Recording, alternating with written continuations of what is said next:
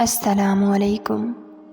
میرے لیے بہت بڑا اور دل دھڑکا دینے والا خوبصورت دن تھا۔ میں دلہن بنی سیج پر بیٹھی تھی، میرا رواں رواں کانپ رہا تھا۔ مجھے اتنا اہم کام کرنا تھا، لیکن میں اس بات کو سمجھ نہیں پا رہی تھی کہ میں اتنے بھاری لہنگے اور زیورات کے ساتھ اتنا ضروری کام کیسے کروں۔ میری ماں ابھی چند منٹ پہلے ہی مجھے اس بات کی یاد دہانی کروا کے گئی تھی، اور پھر بھی میں کانپتے لرزتے ہوئے بیڈ سے نیچے اتری، اپنا لہنگا سنبھالا اور دروازہ کھولا۔ اپنے کمرے سے نکل کر میں نے باورچی خانے کا رخ کیا۔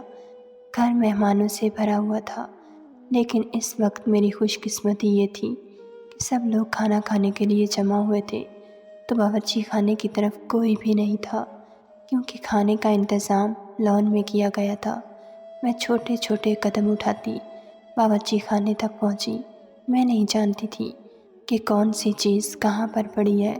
ابھی میں اسی پریشانی میں کھڑی تھی کہ ایک آواز نے مجھے سر سے پاؤں تک ہلا دیا۔ نئی نویلی دلہن، تم یہاں کیا کر رہی ہو؟ میری ساس کے اس سوال نے میرے پیروں تلے سے زمین کھینچ لی۔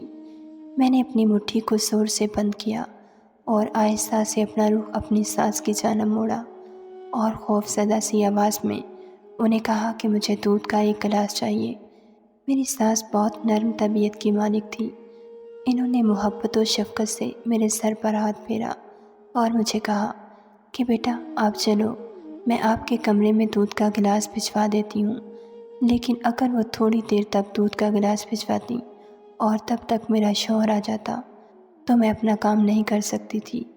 میں نے ڈرتے ڈرتے انہیں کہا کہ آپ مجھے پکڑا دیں، میں لے جاتی ہوں۔ تو میری ساس نے مجھے دودھ کا گلاس بنا کر پکڑایا اور میں جلدی سے اپنے کمرے میں آ گئی۔ کمرے میں آ کر میں نے گلاس ٹیبل پر رکھا اور اپنی مٹھی میں دبی ہوئی پڑیا کو گلاس میں انڈیل دیا اور جلدی سے اس گلاس کو ہلایا تاکہ وہ دوا مکمل طور پر اس میں حل ہو جائے۔ یہ کام کر کے میں نے گہری سانس کھینچی اور چلتی ہوئی بیڈ پر آ بیٹھی۔ اب مجھے اپنے شوہر کا انتظار تھا۔ میرا یہ انتظار زیادہ طویل نہیں تھا۔ 10 منٹ کے بعد میرے کمرے کا دروازہ ہلکا سا ہلا اور میرا شوہر اندر داخل ہوا۔ اونچا لمبا قد، گندمی رنگت اور شیروانی میں وہ بہت خوبصورت لگ رہا تھا۔ مجھے یقین ہو گیا کہ واقعی میرے ماں باپ نے میرے لیے کوئی شہزادہ ہی چنا ہے۔ لیکن اپنے اندر کی خامیاں جب مجھے نظر آئیں تو میرا دل بیٹھ گیا۔ میری ساری خوشی جھاگ کی مانند بڑھ گئی۔ میرے شوہر کا نام عبداللہ تھا۔ اس نے آ کر مجھے سلام کیا اور ایک دو اور باتوں کے بعد میں نے محبت سے دودھ کا گلاس اسے پکڑا دیا۔ دودھ کا گلاس پیتے ہی مجھے ایسے محسوس ہوا جیسے اس نے اپنے سر کو جھٹکا ہو۔ دودھ پینے کے فوراً بعد وہ گمسم سا ہو گیا اور 10 منٹ کے بعد وہ غنودگی میں جانے لگا۔ مجھے اپنے کیے پر بہت شرمندگی تھی، لیکن اس کے علاوہ میرے پاس اور کوئی چارہ بھی نہیں تھا، کیونکہ مجھے اپنی ماں کی بات ضرور ماننی تھی اپنے گھر کو بچانے کے لیے۔ میری ماں مجھے روزانہ فون کر کے یہ بات یاد کرواتی کہ میں نے اپنے شوہر کو دوا پلانی ہے، لیکن اس بات کا پتہ میرے شوہر کو نہیں تھا۔ پہلے مجھے یہ سب کرنا اچھا نہیں لگتا تھا، لیکن مجھے اپنی ماں کی بات بھی ماننی تھی، اور اسی وجہ سے وہ جیسے مجھے کہتی تھی میں ویسے ہی اپنے شوہر کو روزانہ دوا پلاتی رہی۔ دوا پینے کے بعد بھی وہ بالکل خاموش ہو جاتا یا پھر سو جاتا۔ کئی دن تک یہ سلسلہ اسی طرح سے چلتا رہا۔ میں نے وہ دوائیاں بھی بہت چھپا کر رکھی تھی تاکہ کسی کی نظر میں نہ آئے۔ ایک دن جب میں نے اپنے شوہر کو دوائی دودھ میں ملا کر پلائی تو وہ فوراً واش روم چلا گیا۔ مجھے بہت حیرت ہوئی، لیکن میرے دل کو یہ تسلی تھی کہ دوا 3 منٹ کے بعد ہی اثر کرتی ہے، اور جب وہ واپس آیا تو اس طرح سے گمسم سا ہو کر لیٹ گیا۔ آج کچھ دنوں کے بعد میری ماں مجھ سے ملنے آئی تھی۔ میں اپنی ماں کو دیکھ کر بہت خوش ہوئی، لیکن انہوں نے آتے ہی مجھ سے سوال جواب شروع کیے کہ تم روزانہ بلا ناغہ دوا دے رہی ہو یا نہیں۔ میں نے ان کی تسلی کروائی کہ میں روزانہ وقت پر ہی انہیں دوا دے دیتی ہوں۔ انہوں نے میرا سر تھپکا اور مجھے کہا کہ بس میری بیٹی، تم نے کسی کو نہیں بتانا، خاص کر اپنی ساس کو۔ اگر کسی کو بھی اس بات کی بھنک لگ گئی تو لوگ تمہیں بہت ذلیل کریں گے اور تمہارا شوہر تمہیں طلاق دے دے گا۔ یہ سوچ کر ہی میری روح کانپ گئی۔ اس گھر میں میرا شوہر اور میری ساس ہیں۔ ہم 3 افراد ہی رہتے تھے۔ میری ساس حد درجہ نرم طبیعت کی مالک تھی اور میرا شوہر بھی بہت خیال رکھنے والا تھا۔ میرا دل کرتا تھا کہ میں اسے بتا دوں، لیکن پھر اپنی ماں کی باتوں کی وجہ سے میں خاموشی رہتی۔ میں نے اپنے شوہر کو کہا کہ آج مجھے اپنے ماں باپ سے ملنے کے لیے جانا ہے، تو اس نے کہا کہ میں تیار ہو جاؤں۔ وہ آفس جاتے ہوئے مجھے وہاں چھوڑ جائے گا اور واپسی پر مجھے لیتے ہوئے آئے گا۔ میں نے بھی ہاں میں سر ہلایا اور تیاری کرنے چلی گئی۔ اپنے گھر آ کر الگ سا ہی ایک سکون ملا۔ اپنے ماں باپ سے مل کر میرے دل کو ٹھنڈک پہنچی، لیکن میرے ابو کا روکھا سا رویہ مجھے پریشان کرنے لگا۔ مجھے لگا طبیعت ٹھیک نہیں ہوگی۔ میری ماں نے مجھ سے پوچھا کہ تم گھر کب جاؤ گی؟ تو میں نے اپنی ماں کو بتایا کہ شام کے وقت میرا شوہر مجھے لینے کے لیے آئے گا۔ تو انہوں نے بھی کہا کہ ہاں، تم شام تک چلی جانا، کیونکہ دوا کا ناغہ نہیں کرنا۔ اور پھر میں اپنے گھر آ گئی۔ ایک دن میرا شوہر اور میری ساس دونوں بہت ہی غصے میں میرے کمرے میں داخل ہوئے۔ ان دونوں کے چہرے دیکھتے ہی میں تو خوف سے زرد پڑ گئی۔ مجھے کچھ سمجھ نہ آیا کہ یہ اس طرح غصے میں کیوں ہیں۔ اب تو مجھے یقین ہو گیا کہ واقعی ان کو میری سچائی معلوم پڑ گئی ہے۔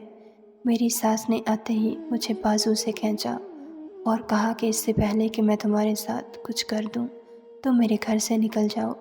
میرا شوہر اپنے منہ سے کچھ بھی نہیں بولا تھا اور میں ایک جگہ سن ہو کر رہ گئی تھی۔ میں کیا کروں گی؟ میں کہاں جاؤں گی؟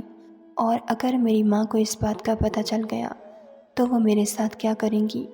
یہ ساری باتیں میرے دماغ میں گٹ مٹ ہونے لگیں اور میری ساس نے مجھے بازو سے پکڑ کر کمرے سے باہر نکال دیا اور کہا کہ فوراً سے پہلے نکلو میرے گھر سے۔ میں شکستہ دل سے قدم اٹھاتے ہوئے اپنے گھر کی دہلیز پار کر گئی۔ مجھے کچھ پتہ نہ تھا کہ میں کہاں جا رہی ہوں، بس معلوم تھا تو اتنا کہ میرا راز فاش ہو گیا ہے۔ اپنے خیالات میں اس قدر گم تھی کہ سامنے سے آنے والی گاڑی کو میں نے نہیں دیکھا اور اس سے ٹکرا کر زمین بوس ہو گئی۔ جب مجھے ہوش آیا تو اپنے آپ کو ہسپتال میں پایا۔ میرا دماغ بہت بھاری ہو رہا تھا۔ مجھے کچھ بھی یاد نہیں آ رہا تھا کہ میں کون ہوں، بس اتنا ہی یاد تھا کہ میں کسی گاڑی سے ٹکرائی ہوں اور مجھے بہت شدید چوٹ لگی تھی سر پہ۔ میں نے اپنے بیڈ کے پاس ایک اجنبی کو بیٹھے ہوئے دیکھا، تو اس اجنبی کو دیکھ کر میں نے انجان نظروں سے اس سے سوال کیا کہ آپ کون ہیں؟ تو اس اجنبی شخص نے مجھے کہا کہ میں آپ کا خیر خواہ ہوں، آپ پریشان نہ ہوں، آپ کا ایکسیڈنٹ ہو گیا تھا، 1 مہینے تک کوما میں رہی ہیں آپ، اور ابھی آپ کو ہوش آیا ہے، اس لیے آپ اپنے دماغ کو اپنے اوپر زیادہ بوجھ نہ ڈالیں اور پرسکون رہیں۔ میں اس سے پوچھنا چاہتی تھی کہ میں کون ہوں، میرا گھر کہاں ہے، میرے والدین، لیکن میں اس سے کچھ بھی پوچھ نہیں پائی۔ 1-2 دن تک میں مکمل صحتیاب ہو گئی۔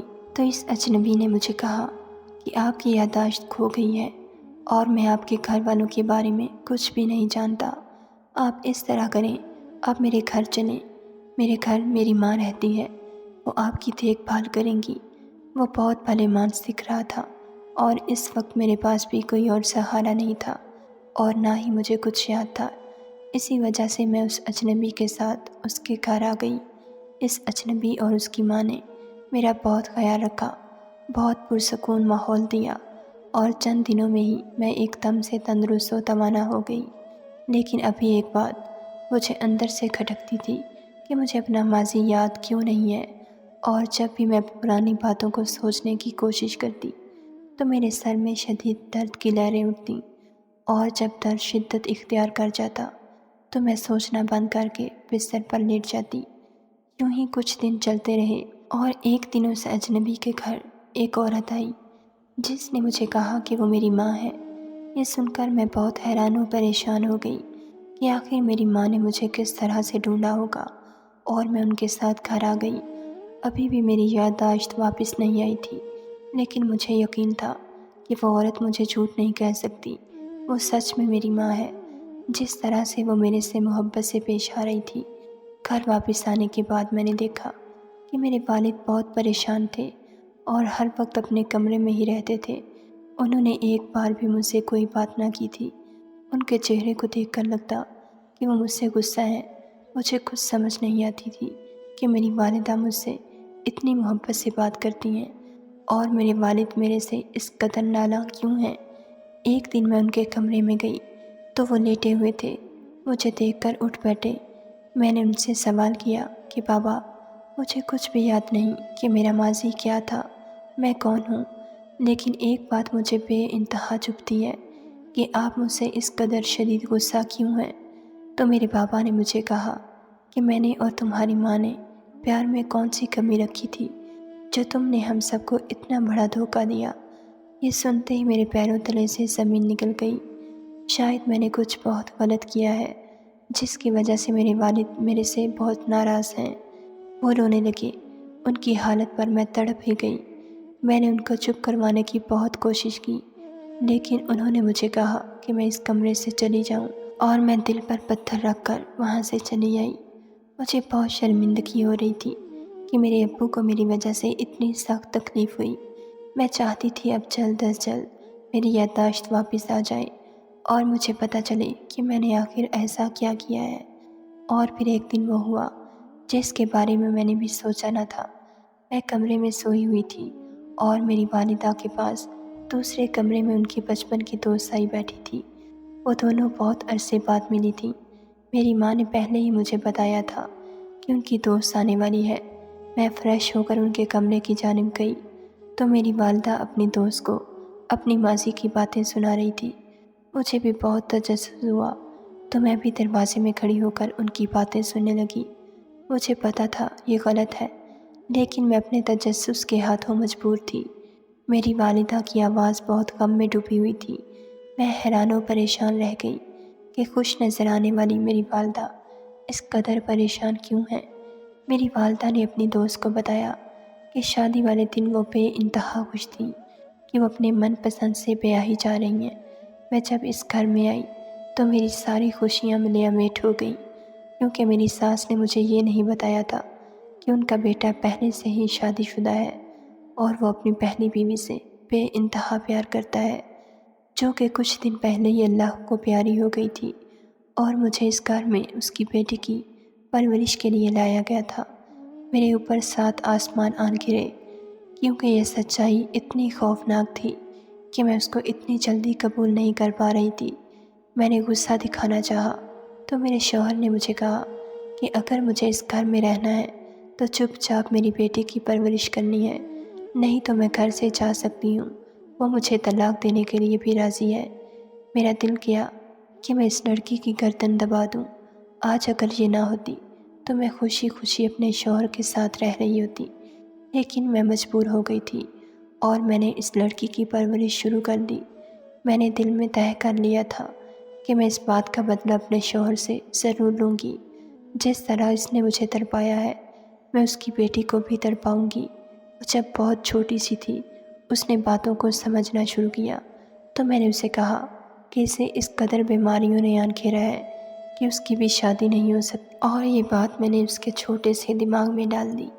میں نے اپنی بیٹی کو کہا کہ یہ بیماری تمہیں پیدائشی ہے، جبکہ وہ مجھ سے جب بھی پوچھتی کہ یہ کون سی بیماری ہے تو میں اسے کہتی کہ یہ اندرونی بیماریاں ہیں جس کے بارے میں تمہیں نہیں پتہ، لیکن اگر شادی کے بعد تمہارے شوہر کو پتہ چل گیا تو وہ تمہیں طلاق دے دے گا اور تمہاری ساس تمہیں بہت ذلیل کرے گی۔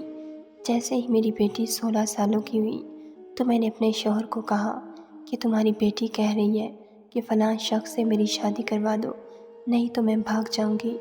یہ سن کر میرا شوہر سکتے میں آ گیا اور اس نے اس شخص سے شادی کروا دی جس سے میں چاہتی تھی۔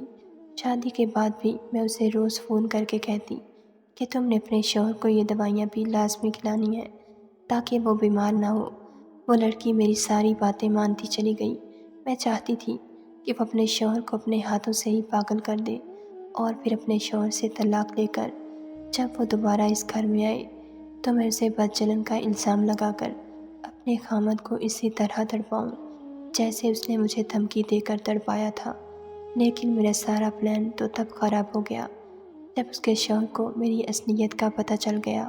اس کا شوہر ایک دن آفس سے ہمارے گھر آیا شام کے وقت اپنے سسر اور مجھ سے ملنے کے لیے، اور میں فون پر بات کر رہی تھی کہ تم نے دوائی لازمی کھلانی ہے، اور ساتھ ساتھ یہ بھی کہہ رہی تھی کہ اگر تم نے ایسا نہ کیا تو تمہاری ساس تمہارے ساتھ بہت برا کرے گی، تمہارا شوہر بھی بہت برا کرے گا۔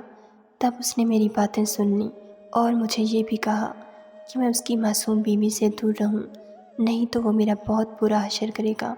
اور اس کے بعد اس نے وہ دوائی کھلائی تو صحیح، لیکن واش روم میں جا کر الٹی کر دی اور دل میں طے کر لیا کہ وہ اپنی بیوی کو ٹھیک کر کے ہی رہے گا۔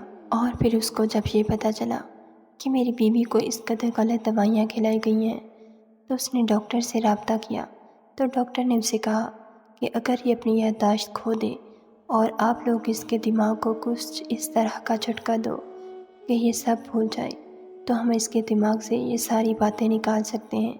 اور اس کے شوہر نے ایسا ہی کیا، اپنی گاڑی سے اس کا ایکسیڈنٹ کروایا اور اجنبی بن کر اور اپنی ماں کے ساتھ مل کر اس کی حفاظت بھی کی اور اس کا خیال بھی رکھا، اور اب وہ اس کو میرے پاس چھوڑ کر گیا ہے، اور مجھے یہ دھمکی بھی دی ہے کہ اگر میں نے اس کا خیال نہ رکھا تو وہ میرے کرتوتوں کے بارے میں پولیس کو بتا دے گا۔